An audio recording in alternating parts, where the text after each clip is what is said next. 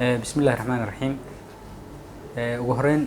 allah naxariisto dhamaan dadka ku geeriyooday dhibkii shalay ka dhacay isbitaalka Soomaali Suudanis shalay guud ahaan bukaanada dhaawaca ay soo gaaray waxay ahaayeen 25 bukaan oo isugu jiray dhaawacyada noocyadooda kala duwan qaar qaba dhaawacyo culus iyo qaar qaba dhaawacyo fudud 17 bukaan oo kamid ah bukaanadii isbitaalka soo gaaray waxaa loo fidiyay adeeg caafimaad oo markaas u baahnayeen waxayna ahaayeen bukaano qabo dhaawacyo fudud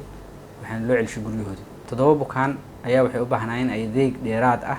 oo isugu jiro qaliimo noocyo kala duwan ah ayagana waa loo shaqeeyay waxaan la jiifiyay qaybta bukaan jiifka ee isbitaalka guud ahaan bukaanada geerida ku soo gaaray isbitaalka waxay ahaayeen 7 bukaan qaybta adeega gargaarka degdega ee isbitaalka waxay heegan u ahayd shalay ilaa iyo xalay in ay qof walba u baahan adeeg caafimaad ay u tagaan goobta uu ku sugan yahay khaasatan qaybta ambalaasyada isbitaalka iyo shaqaalaha sidoo kale shalay imaanta isbitaalka wuxuu bixinayay adeega tabarucaada ee dhiig oo dad badan ay u imaanayeen adeegaasna wuxuu ah dhamaantiis adeeg lacag la'aan lagu sameeyo marka guud ahaan waxa ugu baaqaynaa ummadda Soomaaliyeed cidii rabtay inay tabarucdo dhiig in isbitaalka ay noogu yimaadaan insha Allah taala adeegaasna dhamaantiis waxa way adeeg lacag la'aan ah oo loogu shaqeyn doono dadka tabarucaada dhiig bixinaya